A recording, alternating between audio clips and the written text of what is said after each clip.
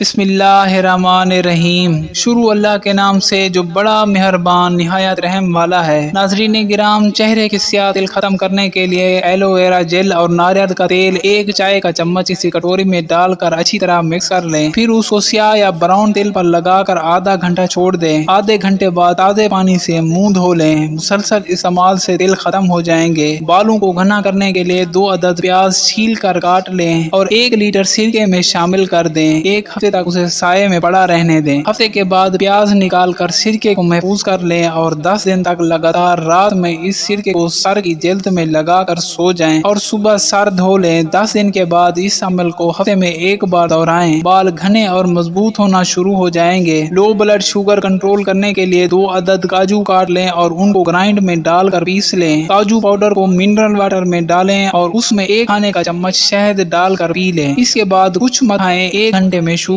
Level control میں آ جائے گا اور کوئی تکلیف بھی نہ ہوگی۔ ہائی بلڈ پریشر اگر بلند فشار خون کا مسئلہ ہو تو رات میں 2 کڑھائی پتے آدھی پیالی میں بھگو دیں۔ صبح اٹھ کر وہ پانی پی لیں۔ بلند فشار خون معمول پر آ جائے گا۔ چہرے کے داغ اور چھایاں دور، لیموں اور چینی کا پیسٹ بنائیں اور چہرے پر لگائیں۔ کچھ دیر بعد ٹھنڈے پانی سے منہ دھو لیں۔ کچھ روز لگاتار استعمال کرنے سے داغ اور چھایاں دور ہو جائیں گی۔ بلیک ہیڈز 1 کھانے کے چمچ لیموں کے عرق میں 1 چٹکی بورک پاؤڈر اور 1 چٹکی چینی ملا کر 1 بوتل میں ڈال لیں اور کچھ دنوں کے لیے چھوڑ دیں۔ اس کو چہرے کی چھایاں اور بلیک ہیڈز پر لگائیں۔ بلیک ہیڈز ختم ہو جائیں گے اور جلد نکھر جائے گی۔ آئل میں گاجر کا رس اور ٹماٹر کا گودا لے کر پیسٹ بنا لیں اور اسے رات سونے سے پہلے چہرے پر لگا لیں۔ صبح نیم گرم پانی سے منہ دھو لیں۔ دھوپ سے خراب رنگت کے بچاؤ کے لیے ابائن 2 کھانے کے چمچ دہی میں 1 لیموں کا رس ملا کر صبح شام چہرے پر لگائیں۔ دھوپ سے جلنے والی جلد پر تازگی آ جائے گی۔ چکنی جلد کے لیے فیس ماسک۔ جن خواتین کی جلد بہت چکنی ہو اور مسامات کھلے ہوں وہ اپنے چہرے پر کیڑے کا ماسک لگایا کریں۔ پہلے اپنا چہرہ بیسن سے دھوئیں اور خشک کر کے روئی کی مدد سے کیڑے کا رس سارے چہرے پر لگائیں۔ آدھے گھنٹے بعد چہرے کو ٹھنڈے پانی سے دھو لیں۔